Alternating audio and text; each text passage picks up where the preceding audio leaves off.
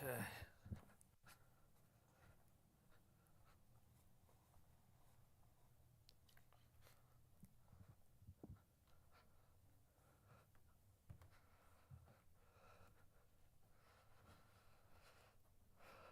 All right.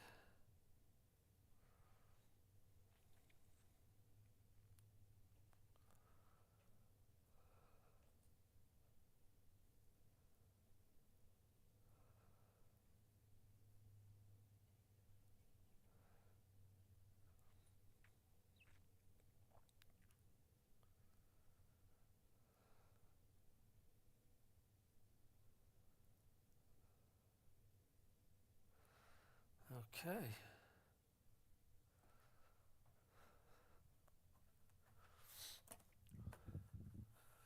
We are up and going.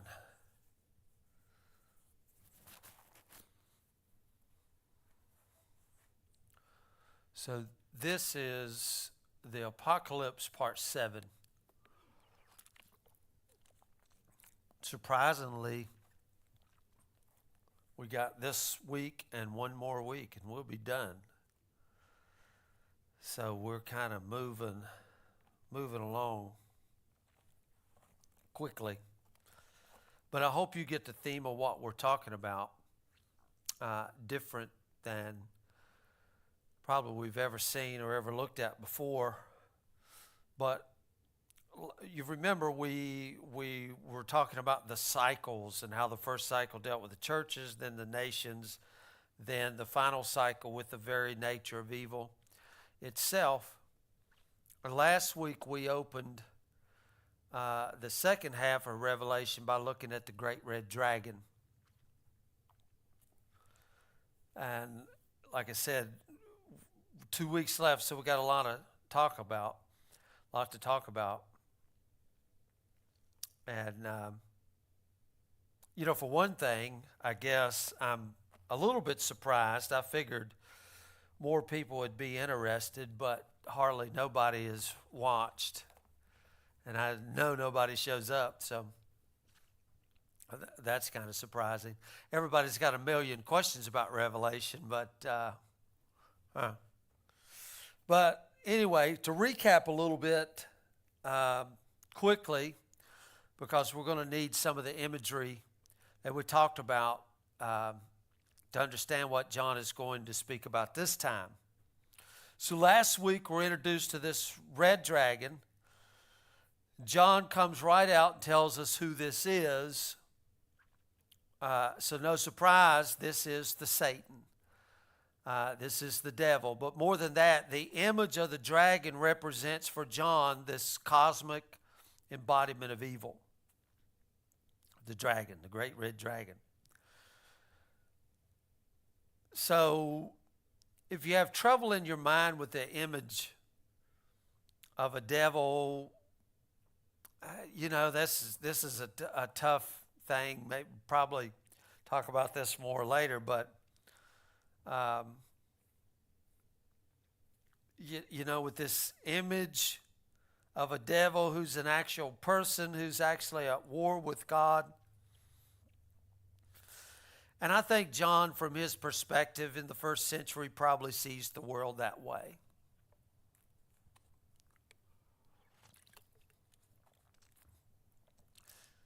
Now, and as I say these things, like I said, save your comments. Maybe we'll talk about them later. But in John's imagination, there's a real devil, a real being. And I know just those very words right there, because almost 90% of Christians say, well, yeah. But I hope that as we've gone through this, maybe we can expand our imagination just a little bit. But in this image of the dragon that he's talking about so much more than simply the devil, because for John, the concern here is not Hasatan. God didn't need to defeat the devil. What God needed, what he wanted to do, was to overcome evil and pain and brokenness in the world. That's the point of the image that John has given us. It's much bigger than just a devil. You know, that's kind of, I don't know, most Christians are kind of there. God is, I guess, glad he don't get tired because he's always fighting devils and all. This is much bigger. So John gives us another story to weave into this incredible imagery that he's been building for us. And this time it's drawn from Greek mythology. Remember, we're recapping last week. He takes the story of Leto and Python and the birth of Apollo, a very famous narrative in the Greco-Roman pantheon of gods, but he narrates a new meaning for us. In the Greek version, the great dragon Python comes and crouches down before the pregnant Leto, and he's going to devour children, the son and daughter of Zeus, Apollo, and Artemis. But just before he can devour them, Zeus comes, rescues the children. Remember the word, snatches them to Olympus with them and grants them this special arrow on the day of their birth. Then 3.5 years later, remember, Apollo grows fast because he's a god. He grows into a man, returns to the earth as a god-man and battles. Python uses a special arrow from Zeus to defeat him and ushers in a new era of peace and prosperity. And what John does, he takes that very familiar tale at that time. I was thinking about it, and I know in our Christianized world we think, well, we don't think that way. But I got a movie at the house that I really like. It's called Apollo 13 with Tom Hanks. You've probably seen it. Yeah. So where do you think they got the name Apollo at? It's from this Greek god. So it's in our society, it's just kind of masked over, and in our education system today, these things aren't even taught, so people don't know. They just think they make up a name, but it's from this very story. And what John does, he takes that familiar story and links it to an image from the Hebrew scriptures of the nation of Israel, pictured as a woman in labor, which she was awaiting the coming of the Messiah. That's what her labor was. But in John's version, when the child is snatched away to heaven, he uses language that reminds us not of Zeus, but of the death of Christ. Because Christ is the Apollo figure in the story, he's just not the one we expect in the story. Because you remember, one of the titles of Apollo was Light of the World. Remember, Jesus comes on the scene, and what's he say? I'm the light of the world.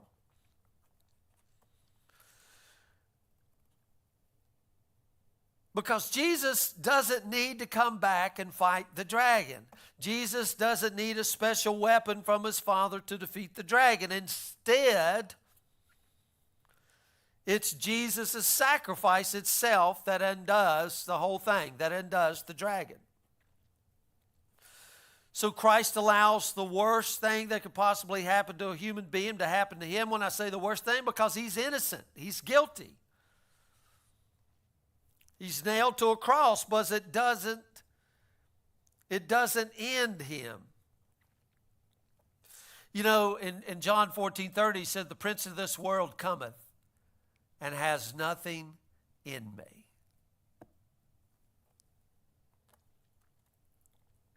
And the point of this story is that death is not strong, because in his death and resurrection, Christ unmasked evil for what it is, and it's empty.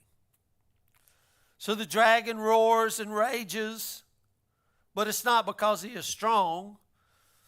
It's because we see him for what it is. He's overcome by grace, and he's overcome by peace. He's overcome by sacrifice. That's John's story.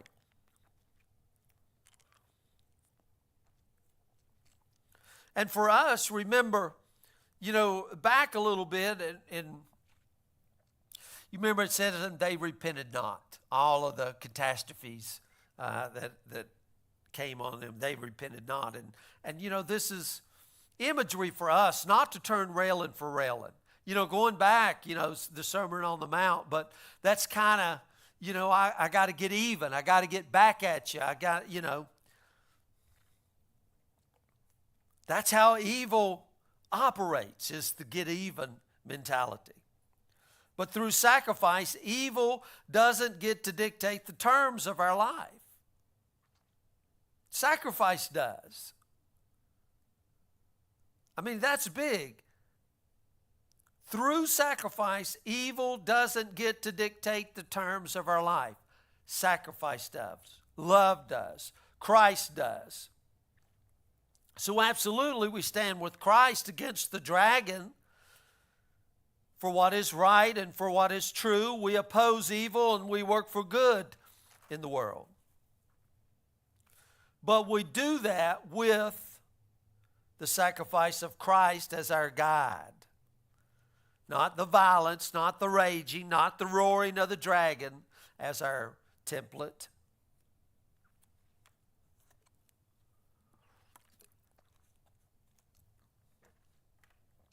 So Christ is not just a new hero like Apollo. Christ is a new way of being the hero. That's huge. He's the new template, the new guide for humanity. I could say it this way, the way. The perfect divine expression of what is good and what is true in the universe. That's John's story. See, all of the heroes in our whole history are John Wayne types and Audie Murphy types and, you know, Charge the Hill kind of types. Never, and all the gods that we, you know, the strong, the Zeus, the lightning bolts, never have we seen one who lays his life down. I'm telling you, most people still don't get it today. They're wanting special powers, special anointings to go fight the devil.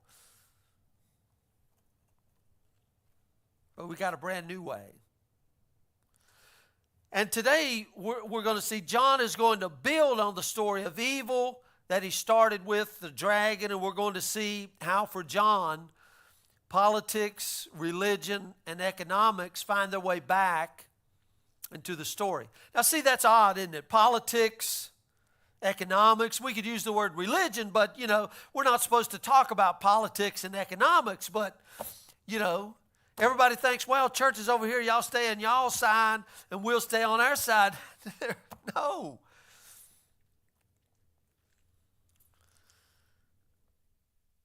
But this time, the focus is not on the politics and economics and religion of Rome. What he's doing is he's showing these as simply symptoms or servants of the real problem, which is the nature of evil itself. Today it's going to be the beast and the harlot and how they serve this cosmic embodiment of evil in the red dragon. So I want to read some here. Revelation chapter 13. I'm going to start verse 1. I'm going to read verses 1 through 7. The dragon, and I'm reading now the NIV, by the way. The dragon stood on the shore of the sea, and I saw a beast coming out of the sea. It had 10 horns, 7 heads, with 10 crowns on its horns, and on each head a blasphemous name. The beast I saw resembled a leopard, but it had the feet like those of a bear and a mouth like that of a lion. The dragon gave the beast his power and his throne and great authority. One of the heads of the beast seems to have had a fatal wound, but the fatal wound had been healed. The whole world was filled with wonder and followed the beast. People worshiped the dragon because he gave authority to the beast. They also worshiped the beast and asked, who is like the beast? Who can wage war against it? The beast was given a mouth to utter proud words and blasphemies and to exercise its authority for 42 months. It opens its mouth to blaspheme God and to slander his name, his dwelling place, and those who live in heaven. That's neat right there, those who live in heaven. It was given power to wage war against God's holy people and to conquer them, and it was given authority over every tribe, people, language, and nation. Now, we've heard this language before. The Lamb redeems who? He redeems from every tribe and people and language and nation. So where the Lamb brings life out of death, now we find that the beast brings death to everything that lives. I'm going to skip down to verse 11. Then I saw a second beast coming up out of the earth. It had two horns like a lamb, but it spoke like a dragon. It exercised all the authority of the first beast on its behalf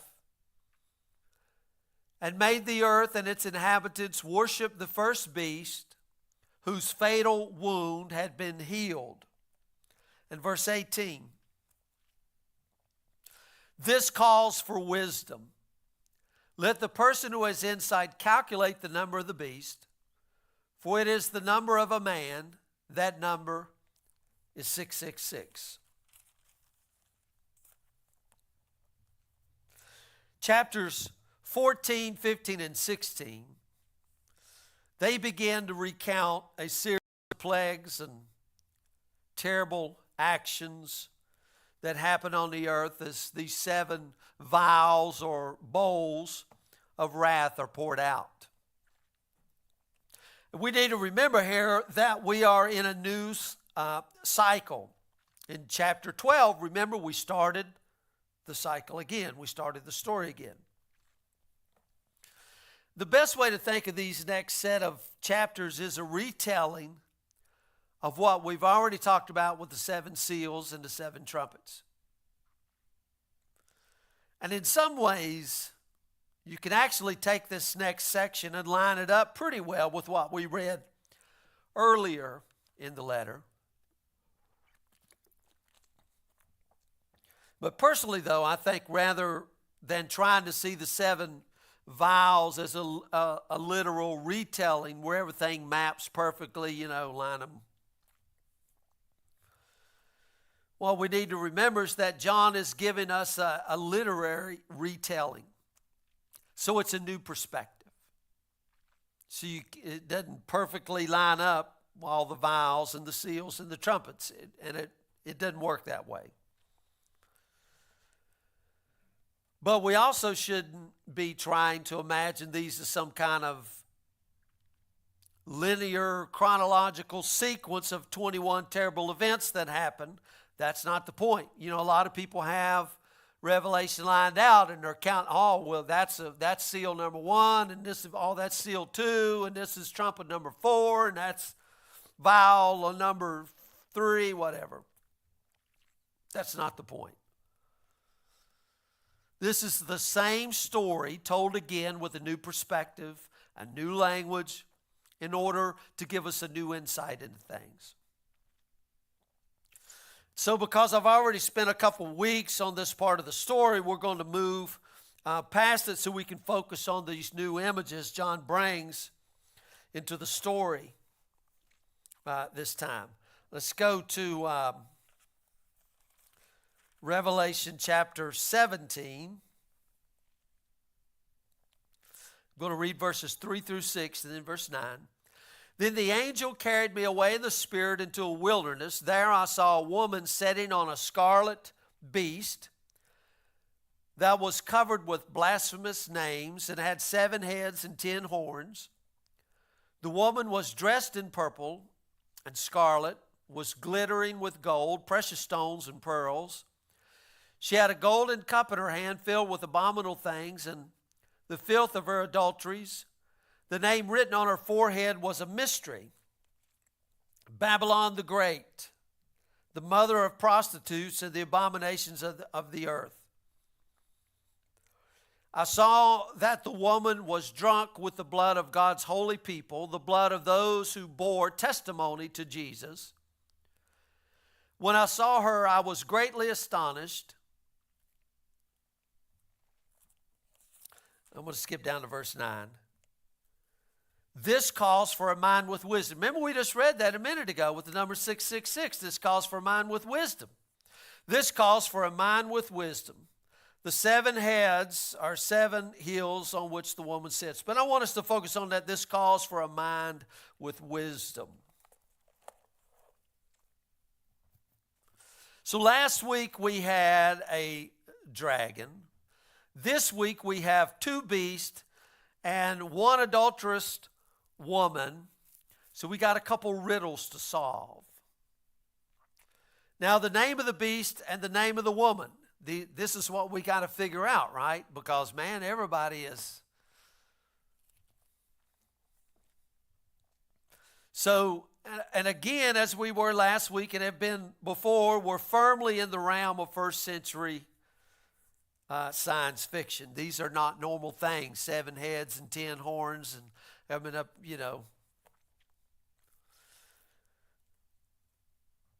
This is where we got to pause for a moment. One of the questions that comes up here when we deal with prophecy, now I know how I was raised, and maybe you were, I don't know. See how this sets with you.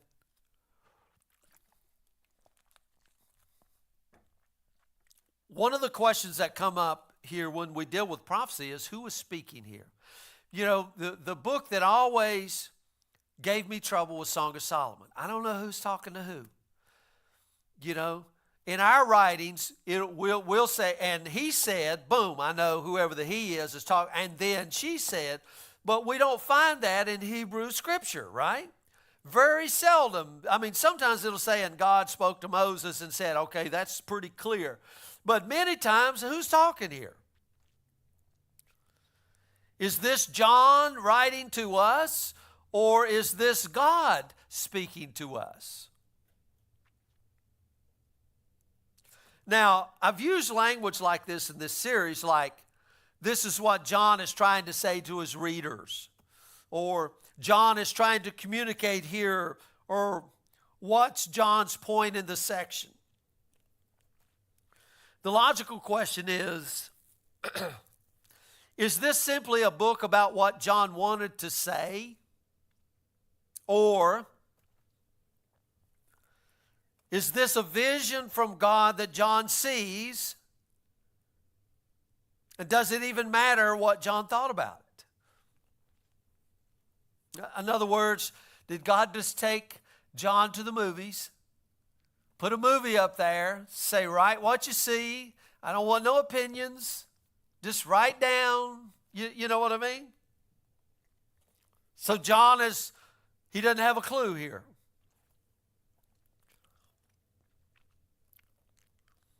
You may have also noticed that as we've transitioned each week from historical to the implication, I've used language like this: what would the Spirit say to us? Or what is God saying to us? Or what is Christ revealing in your heart as you read and think about this?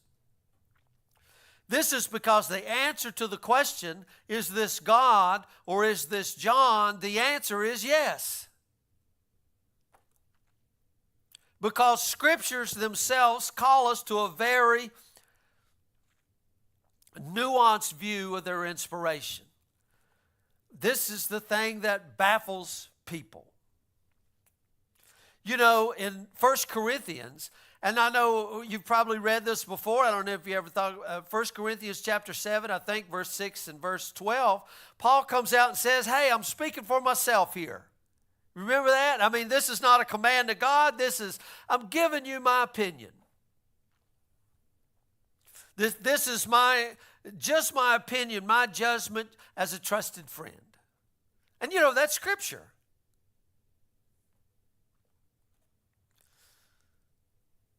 And one of the best metaphors to imagine this divine human interaction that's happening in the scriptures is actually the incarnation. Isn't John the one who writes? And what? The Word became flesh.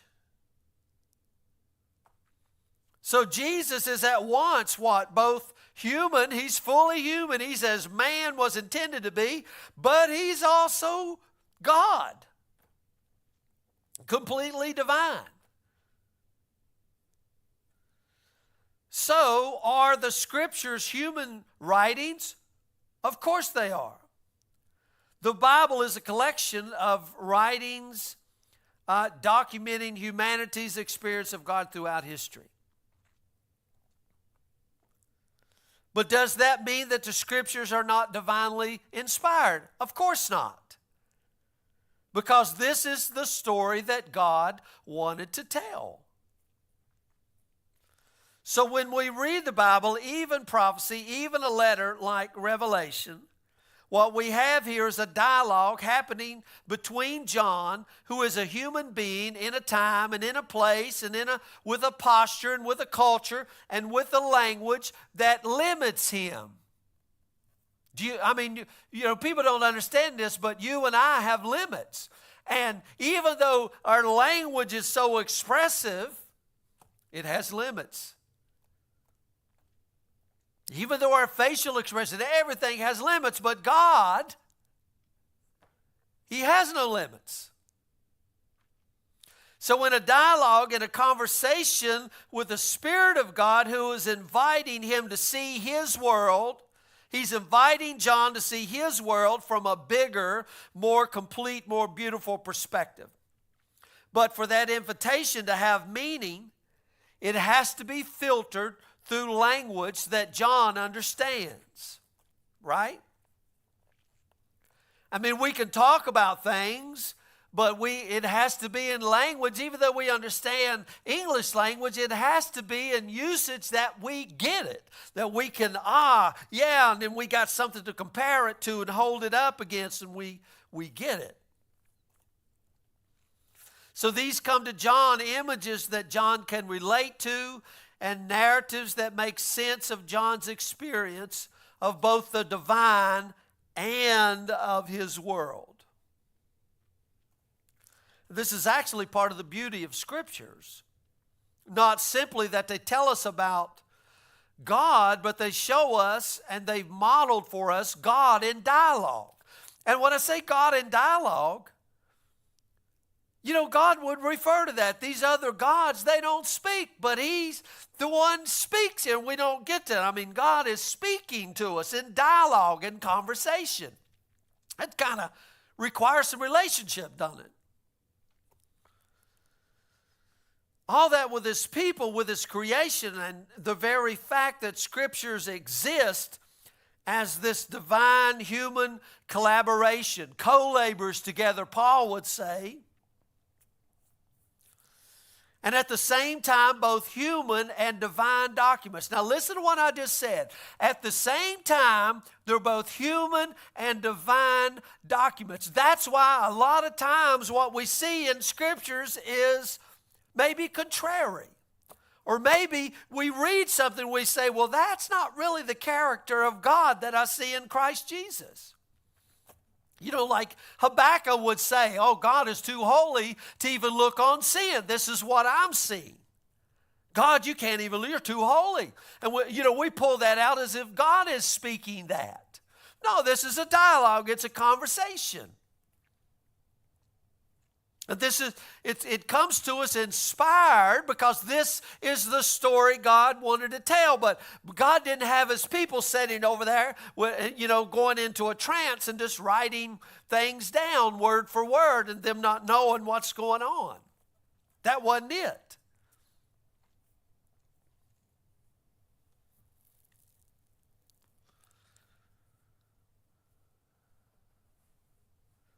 What that does, it affirms our central conviction as Christians that God desires to be in relationship with us. God desires that. That God speaks to us, that God participates with us, that God calls us into His story. So as we get to these figures, these beasts and the harlot, these riddles that surround their identities, the way to think of this is not that John is confused by what he's writing, as if he didn't know what it means, because that would turn John into a glorified stenographer, right? And not the partner that God chose to reveal himself through. So the way to think of this instead is that these riddles are ways that John invites and compels and maybe even forces you and me, along with every reader that will ever read this book since it was wrote and will ever be read, to actually deeply engage with what is that God revealed, what it was that God revealed to him. Deeply engaged. Boy, isn't that something? That's what's going on here. He wants us to ask these questions. But John knows what he's talking about. So let's look at these figures together here. The first one, we have a beast from the sea. Now, this one is the one most often associated with Antichrist. Here's a note. Maybe we've talked about it before. There is not one verse in the Bible that says the Antichrist. Not one verse. The would mean, like a specific person. There's not one verse in the Bible, the Antichrist. Antichrist. But this first beast out of the sea is most associated with Antichrist. And there's a couple of reasons for that. The first, we've already seen that the Lamb redeems from every tribe and people and language and nation. And the beast, we are told, conquers every tribe and people and language and nation. So he is very literally anti-Jesus, right? That's how John, who writes the epistles of John, uses the term.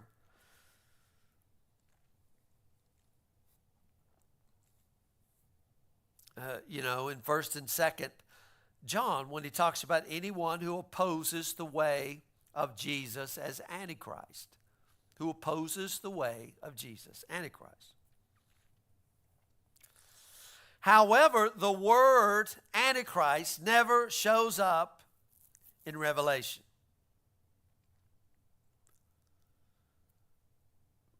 But since both are written by, and listen what I'm going to tell you here, as you go into studying these things, you discover things that just wow you, that just make you kind of set back a little bit. Like, I don't know if we've ever talked about ghostwriters before, but during this time, when the scriptures are being compiled and written, and say you got a guy like Paul, and Paul would have his disciples. John the Baptist had his disciples, and Jesus had his disciples. So, Samuel, he had his, school of the prophets, and Elijah and all that. So they had their disciples. Now, if something happened to their master, their students would go on writing in their name.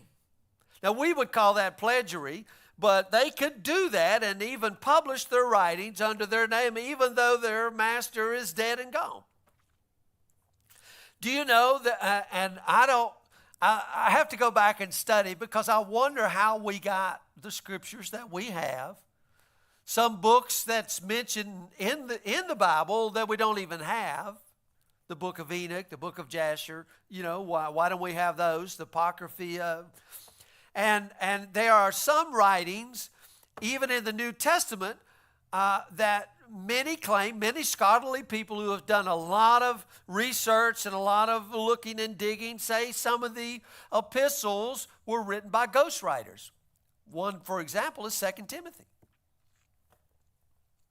And the reason is because they make some arguments about Paul never said that, and this is contrary to Paul's teaching of what he said right here. Anyway, I said that to say this: both the epistles of John and this letter of Revelation by John, they're both written by a John, but some think it's another John.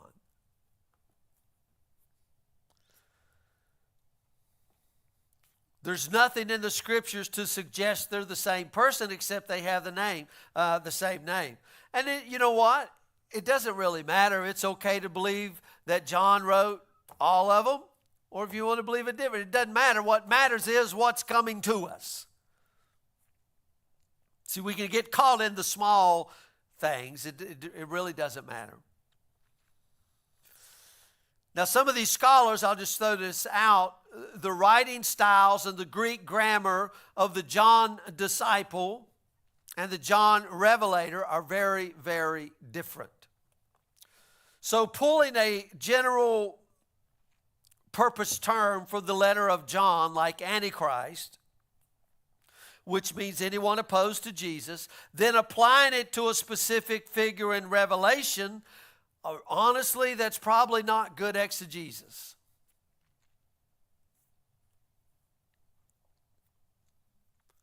Probably not good. But,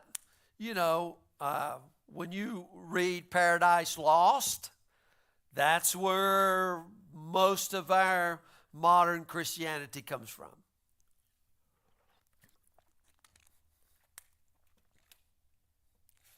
With that said, we still have a beast who was still anti-Jesus, and we are told he has 7 heads and 10 horns and 10 crowns. He's very powerful. He looks like a leopard, has the feet of a bear and the mouth of a lion. Well, any Hebrew reading this would immediately recognize this is imagery from Daniel, where Daniel has a vision and he sees 4 successive beasts coming up out of the water.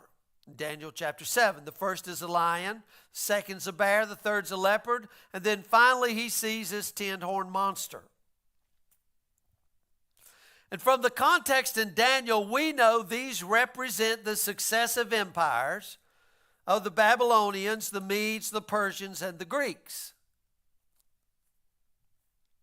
John takes all these images here and he smashes them together into one great beast. But he also gives us a couple more clues to help us understand what he's doing with this crazy looking monster. First, he says one of the heads had been fatally wounded, but it appears to be alive. And then he gives the number of this beast as the number 666. Now, we've talked about this before, so I don't have to go into a long, detailed description here, but both of these are references to the Emperor Nero. Now remember, Nero was crazy. This is the guy, there was a fire in Rome, burned half the city down. He blamed the Christians, so he would take the Christians and put them on a pike, set them on fire, and light the city up. And you remember the story of Nero.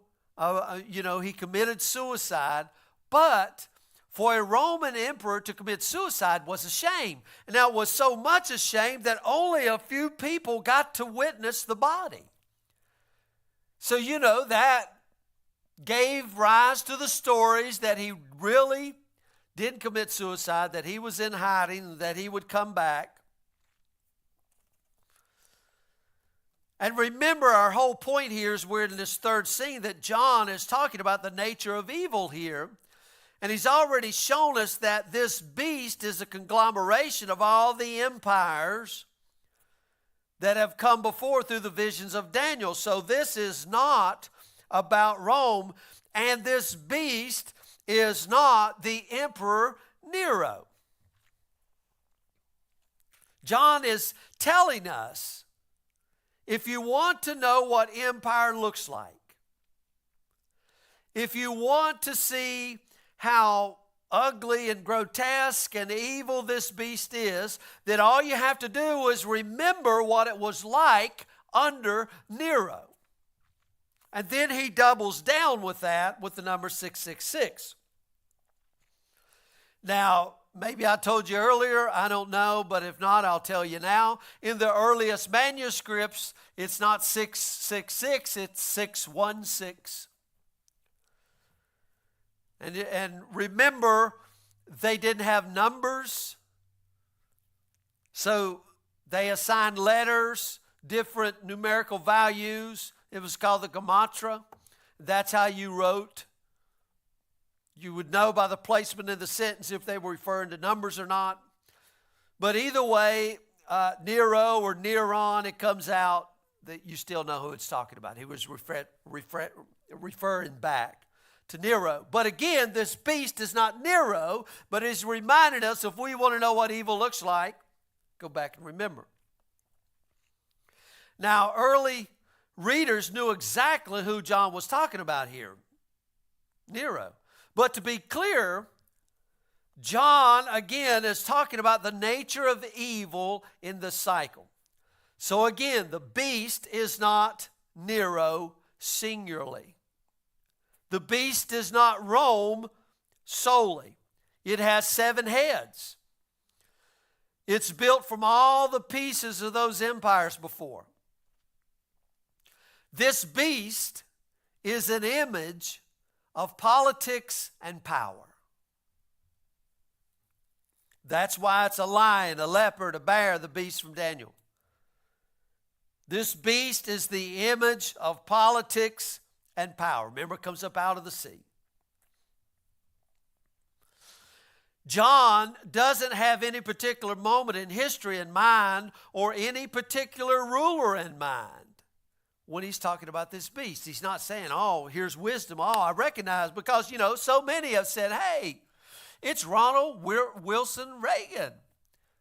It's Khrushchev. It's Osama bin Laden. It's, on and on. It's Napoleon.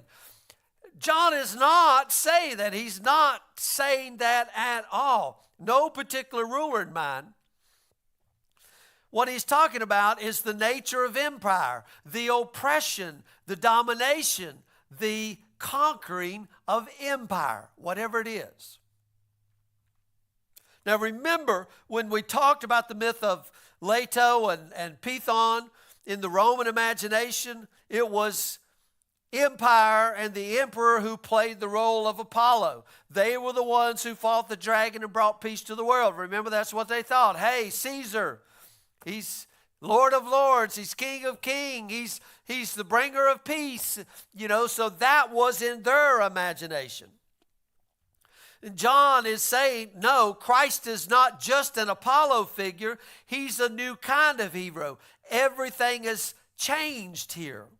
And now he gets a second dig in here, because he says, not only is it not the empire who fights the dragon, the empire actually serves the dragon. Empire is simply a pawn of the dragon. Now, who's the dragon?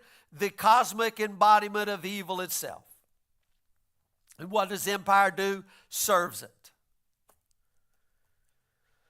Now, next we have a beast from the land. Now, this beast looks like a lamb. And, anytime we hear the word lamb, what do we think of? This is religious imagery here in the Hebrew culture, because it reminds us of sacrifice, right? We think of a lamb, we think of sacrifice. But this beast, it roars like a dragon. It's deceptive, it's evil, it's angry. It gathers people to worship the first beast, right? It gathers people to worship the first beast. Now, if you remember back to the scene of the throne in Revelation 4 and 5, we talked a lot about the emperor cult, which was the worship of the emperor. Now, this beast that looks like a lamb,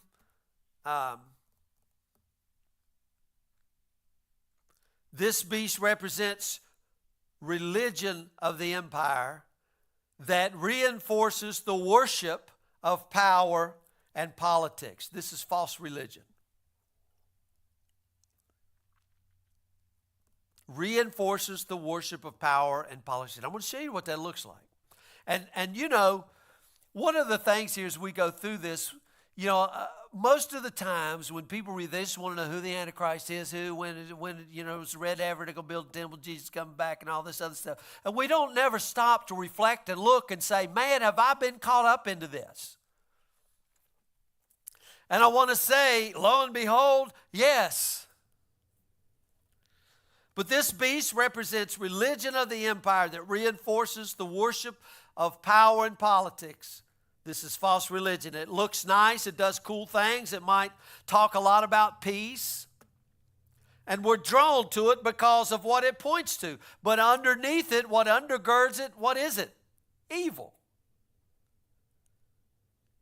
I'm going to say this. Any religion that reinforces the status quo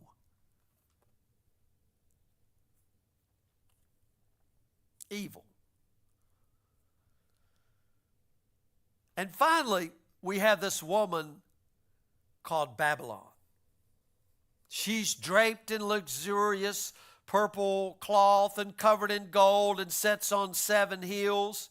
At the time of Vespasian, they have coins that were minted during that time. And on this coin was a woman sitting on 7 hills with a sword pointing downward, which represented the Pax Romana. If you remember what that was, hey, look, your emperor has brought peace to the world. Now, this is a major image for the Roman Empire. John's woman here looks like Rome, but she's called Babylon. And I know a lot of people, they've named this woman, they know who it is. It's the Pope, it's the Catholic, it's, you know, you've probably heard all of those things before. I hope as we go through these and we begin to see the beast is not, you know, Ronald Reagan, and, you know, the Antichrist is not Napoleon and all of that. He's wanting us to look at empire because this is about politics and religion and economics. And guys, that is everything in our world here, isn't it?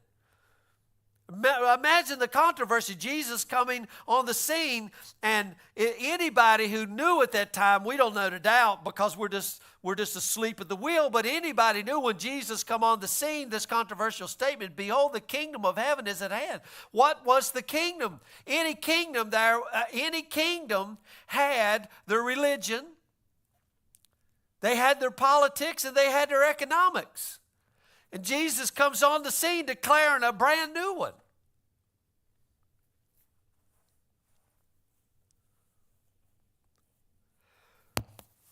Oh, I'm about to sneeze.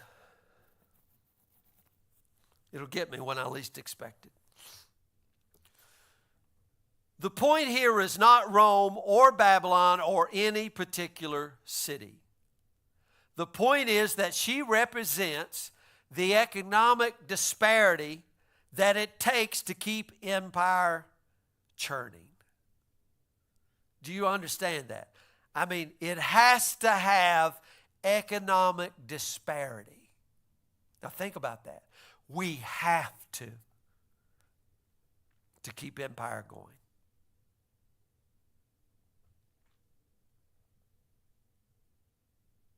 Chapter 18, we see the downfall of this woman when empire turns on her.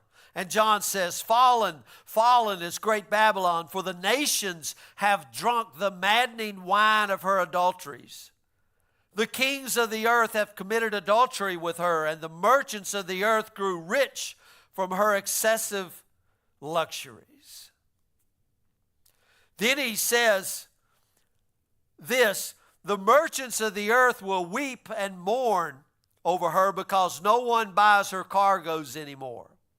Cargoes of gold, silver, precious stones, pearls, fine linen, purple, silk, scarlet, cloth, every sort of citron wood and articles of every kind made of ivory and costly wood, bronze, iron, marble, cargoes of cinnamon and spice, of incense, myrrh, frankincense, of wine and olive oil, and of the fine flour and wheat and cattle and sheep and horses and carriages, and human beings sold as slaves.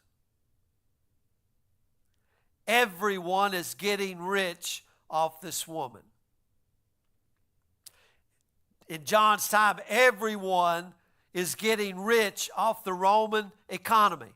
Now, we say everyone. Now, honestly, we don't really mean everyone, but really the people who are plugged in to the Roman economy are getting rich. The people who are really plugged in are getting rich under empire. They still do today, right? Even the religious. But then at that last line, he says horses and cattle and sheep, and horses and carriages. And that word he used, for human beings sold as slaves. That word there is soma. It simply means human bodies.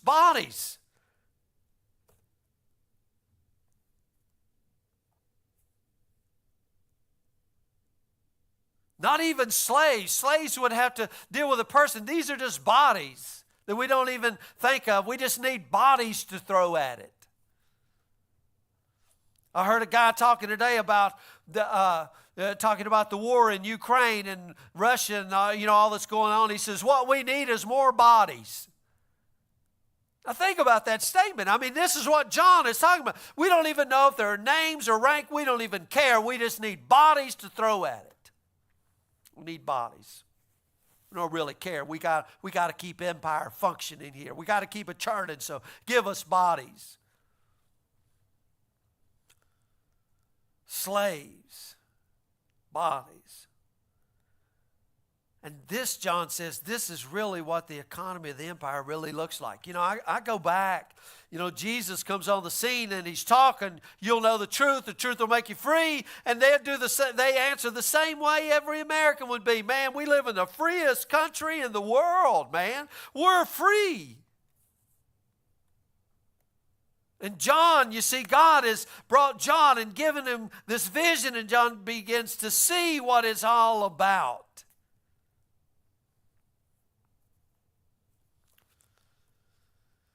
You see this woman here, she's finely dressed, the most costly purple robe.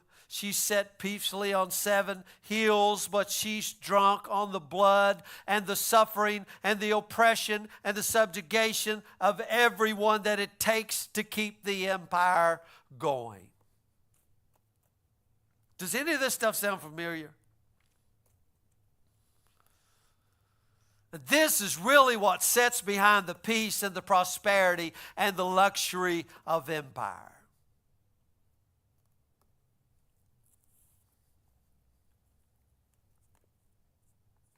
I think about that stuff. I won't say where for tape's sake, but when you work for a company and companies come out with rules and safety rules, think of the coal miners. How many coal miners have died?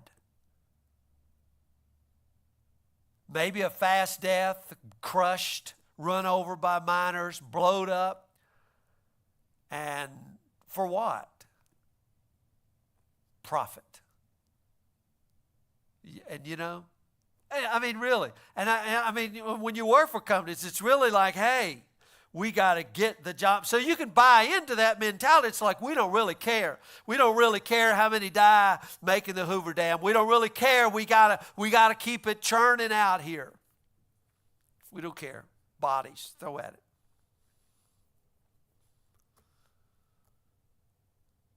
John last week told us that evil is real and active in the world. But at the same time, the evil has been defeated and overcome and utterly undone by the sacrifice of Christ. And now, least we take that image in the wrong way and we think we can just sit back and wait. And boy, this is the thing I wish people would listen. But we just think, hey, let's just sit back and wait. Let's wait for God to fix everything. Because there's a lot of it. And listen, I understand, hey, we're in a mess and God's got this. So we just kind of sit back. But, sometimes God wants to help your house look good, but you're going to be pushing the lawnmower. Maybe you want your house to smell better, so you know what? He gives you the strength to take the trash out. You sit there, I don't know why my house stinks. Well, you haven't taken the trash out in a month. I know that's a character way of looking, but we wait for God to fix everything. And, we'll just sit back and wait for the dragon to destroy itself, wait for evil to slowly disappear. What John does is he challenges us about our response to evil. Man, I want to jump up and down. I want to go do the dance like they're doing all over in the other churches here, but for another reason. I want to say, wake up, people. What the heck? Now, we know that evil is defeated.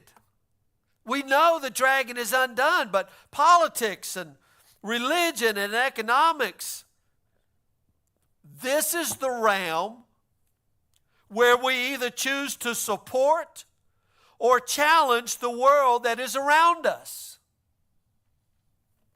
Honestly, I'm speaking a real deal here. Now in church, we want to talk about spiritual warfare, and there's a place for that conversation.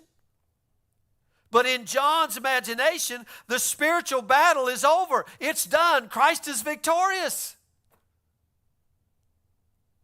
What remains now is the practical experience of living out that spiritual victory in the realm of real life. Practical experience of living out that spiritual victory in the realm of real life. And guys, I'm telling you, there's a great chasm there, because people over here are saved and born again and going to heaven when they die, and their world's a wreck. Well, that's a contradiction. We ought to be bringing that victory into everything. And you know what? When you bring in that victory into the school systems, you know what has to happen? That whole system we have now that is built to serve empire will go away and a new one will come up. Our whole politics will go away and a new one will come up. So we're challenged here in this realm.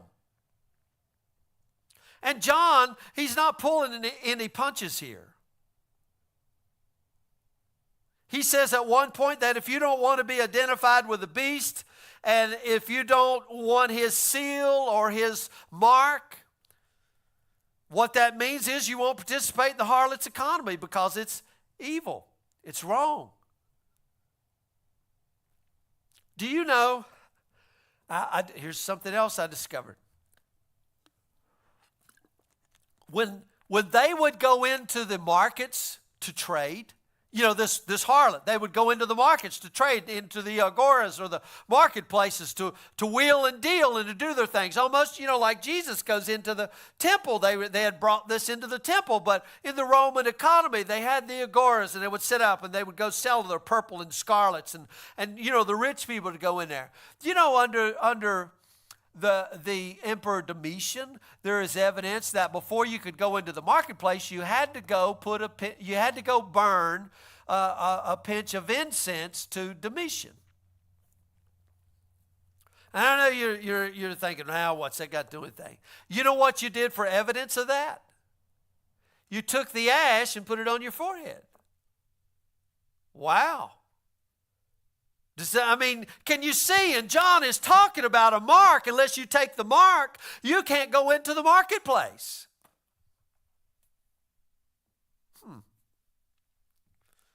But I think John, he's got something much bigger on his mind here than just the ego of Domitian. Because Rome isn't the problem. Emperor cult here is not the issue. The economy of the first century, this isn't the larger battleground that John sees here. These are simply symptoms that come and go. By now, Rome is gone, right? You can go tour the remnants. The emperor cult has faded away. I say the emperor cult's faded away. It's about to come back. You know what I'm talking about. The economy of the world has transitioned many times. Are we supposed to say, well, I guess it doesn't say anything to us? I guess Revelation doesn't mean anything to us? No. Because the problem that John sees here is how evil finds its way. It finds a way to crawl its way back into our story. It just creeps up, doesn't it? It disguises itself, transforms itself, reinvents itself over and over again to deceive us, to corrupt us, to make us think that we can worship the Lamb without actually making hard choices about how we transform His world. Now, boy, that's a statement right there. Because we don't want hard choices, do we? Easy peasy. You know, I just want to go and everything is red carpet laid out and we all sing and dance. John says it doesn't work that way. It doesn't work that way. Because I'm going to tell you what, worship and transformation go hand in hand. Go read Romans 12. He talks about your spiritual worship and be not transformed or conformed to this world, but worship and transformation go hand in hand. And so what does this mean for us today? Got to get, now we're into the realm of politics and economics and religion. What is this year? Election year. If you vote this fall in a way that serves only your interest, that reinforces the status quo, even when you know it's wrong, that keeps injustice happening even after you've seen it, then you risk becoming anti-Jesus. If you've allowed yourself to become anti-change, anti-transformation, anti-grace, anti-peace, anti-sacrifice, anti-love, this won't do. If you choose to participate in religion that serves national interest, and what I mean is that patriotism is above all else. Because patriotism is to what? Empire. Now, guys, I'm telling you, as a veteran, this is a hard pill for me to swallow. Honestly.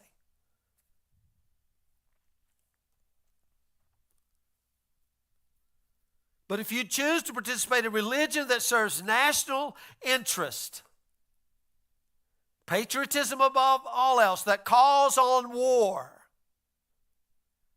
and violence and uses the tools of empire to serve its needs, its agenda, religion that says there are some that are worthy of God's love and there are others that are not. Religion that is unable to participate in critical self-reflection. If that's your religion, then you've become anti-Jesus. Now, John, as he tells us, he's not giving us intricate details here, because when I say that, I mean we do, but we don't. But John would be giving us his details coming through his culture and all of that. But instead, John gives us images and ideas and narratives that would force you and me to think and to reflect and to slow down and to ask yourself this hard question. Ask ourselves. We all need to ask ourselves this hard question. What do these beasts look like in my world? And when I honestly and critically look at my politics, my religion, my economics, and I don't see Jesus, I've got some choices to make. You know, honestly, when we look at our bank account, if we, because I know how we are, and of course, again, we're not a tither or money grubbing church or anything like that, but what do we do? I mean, because really, if it doesn't look like Jesus, what are we doing here? If your choices don't look like Jesus, then you have a decision to make about whose vision for tomorrow you find compelling. whose invitation to participate you find gripping your life, and about whose story and whose character and whose nature and whose person you find truly worthy of your worship. Because worship, what is worship? Worship is what you submit to. Honestly. That's who you submit to. I mean, worship, when we break it down, it means to bow down. What do you submit to? Do you submit to vacation? Do you submit to whatever you submit to? Whatever is the main thing in your life. And I know everybody will say Jesus. Boy, it sure don't look like it. That's what John is doing here. He's given us images that are drawn from his world, not so we can be critical of Rome or of Catholics, or we can point to Nero and say he's the bad guy. He's given us these images here so the Spirit of God can come and speak and challenge and encourage and transform our hearts into something that looks a lot more like Christ. And God is speaking to us now, even through John's letter here, even through John's writing, and he's inviting us to ask some hard questions about our world. He's encouraging us to have courage. And when we